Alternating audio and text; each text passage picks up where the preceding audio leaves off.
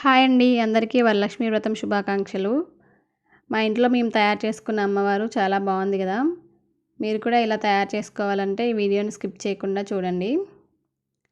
First శారీని bedsheet మీద కానీ లేదంటే చాప్ మీద కానీ వేసి మనం శారీ కట్టుకునే సైడ్ ఉంటుంది కదా, స్టార్టింగ్ సైడు అటు సైడు ఇంకా పళ్ళు సైడు ఫోల్డ్ చేసి పెట్టుకోవాలి.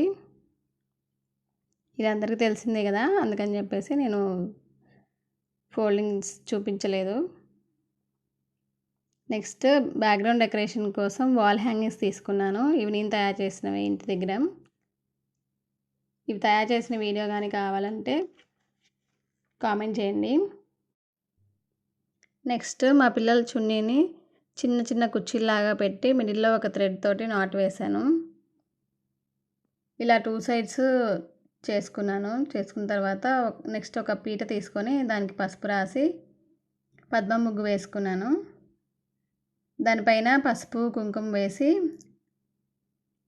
దానిపైన ఒక మంచి క్లాత్ వేసుకొని మంచిగా ఫోల్డ్ చేసుకోవాలి.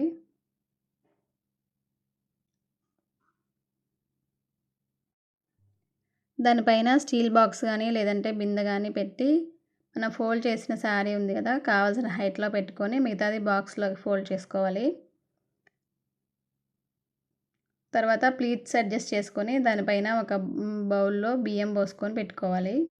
ఆ బియ్యం పోసిన బౌల్ అనేది బాక్స్ లోపలికి దిగిపోకుండా చూసుకోవాలి. నెక్స్ట్ ఒక చిన్న కలశం చెంబు కర్రపుల్ల తీసుకొని దాన్ని దారంతో కట్టాలి వీడియోలో చూపించినట్టు. తర్వాత చెంబు నెక్ దగ్గర కర్రపుల్ల పెట్టి థ్రెడ్ని చెంబుకి 2 సైడ్స్ వచ్చేలాగా పెట్టి బ్యాక్ సైడ్ కర్రగా ట్విస్ట్ చేస్తూ ఎక్కువ ఫోల్డింగ్స్ పెట్టి ముడి వేసుకోవాలి. అప్పుడే కర్ర అటు ఇటు కదలకుండా ఉంటుంది. శారీ కూడా షోల్డర్స్ మీద మంచిగా నిలబడుతుంది. తర్వాత ఈ కలశాన్ని బియ్యం మీద పెట్టి అందులో వాటర్ పోసి పసుపు కుంకుమ గంధం పూలు వేసుకోవాలి. దానిపైన కొబ్బరికాయ పెట్టి అమ్మవారి ప్రతిమకు ఇయర్స్ దగ్గర 2 సైడ్స్ హోల్స్ వస్తాయి కదా, వాటికి దారం కట్టి కొబ్బరికాయ కట్టుకోవాలి. ఇప్పుడు పళ్ళు సైడు ప్లీట్స్ వేసి పెట్టుకున్నాం కదా, దాన్ని అమ్మవారికి 2 షోల్డర్స్ పైన వీ షేప్లో వచ్చేలాగా పెట్టి అడ్జస్ట్ చేసుకోవాలి. మిడిల్లో వీడియోలో చూపించినట్టుగా ట్విస్ట్ చేసి సేఫ్టీ పిన్ పెట్టుకోవాలి. ఇప్పుడు జడను సెట్ చేసుకోవాలి. ఆడవారికి జుట్టు ఉంటేనే అందం కదా, అలాగే అమ్మవారికి కూడా జడ అలానే పెట్టి అక్కడక్కడ ఫ్లవర్స్ పెట్టుకోవచ్చు, లేదంటే మీ ఐడియాని బట్టి సెట్ చేసుకోవచ్చు. నేనైతే నా దగ్గర ఒక చైన్ ఉంది, దాన్ని జడ చుట్టూ ట్విస్ట్ చేసి చివరికి ముడి వేశాను. తర్వాత జడకి 3 పాయలు ఉంటాయి కదా, ఆ 3 పాయల మిడిల్లో నుండి ఒక దారాన్ని తీసి బ్యాక్ సైడ్ కర్రపుల్లు ఉంది కదా, దానికి ముడి వేయాలి. తర్వాత అమ్మవారికి నిండుగా ఉండడం కోసం నా దగ్గర ఉన్న లాంగ్ చైన్స్ ఇంకా షార్ట్ చైన్స్ కూడా అన్నీ పెట్టేసి వడ్డానం కూడా పెట్టాను.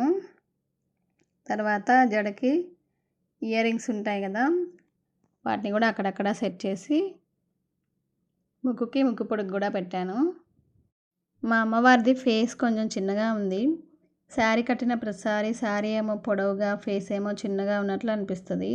సో ఈసారి ఫేస్కి బ్యాక్ సైడ్ పెట్టడానికి బ్లౌజ్ పీస్తో ఇలా కుర్చీలాగా చేసి ఒక చివరన రబ్బర్ బ్యాండ్తో సెక్యూర్ చేసి బ్యాక్ సైడ్ నుంచి ఒక పుల్లని సపోర్ట్ కోసం పెట్టాను.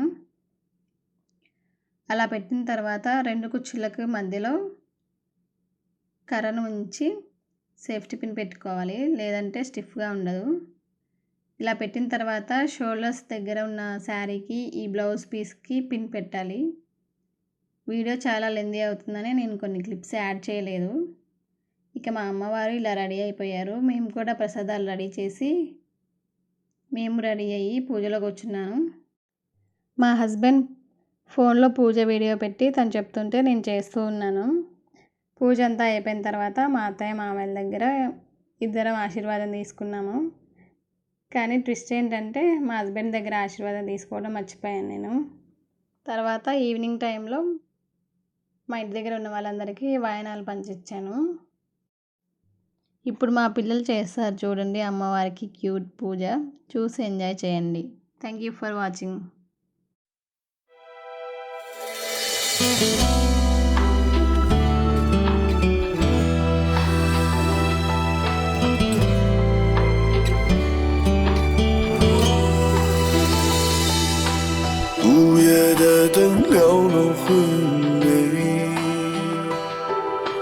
总有些人有家不敢回，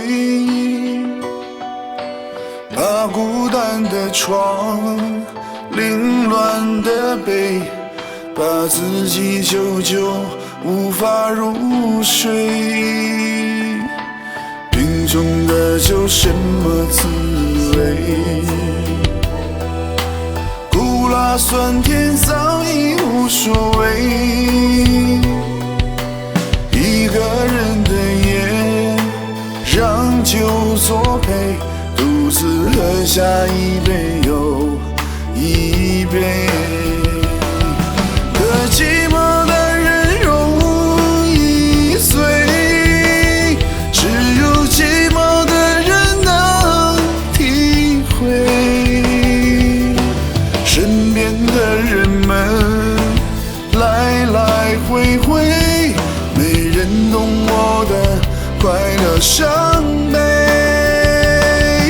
那寂寞的人容易醉，可能就是最好的安慰。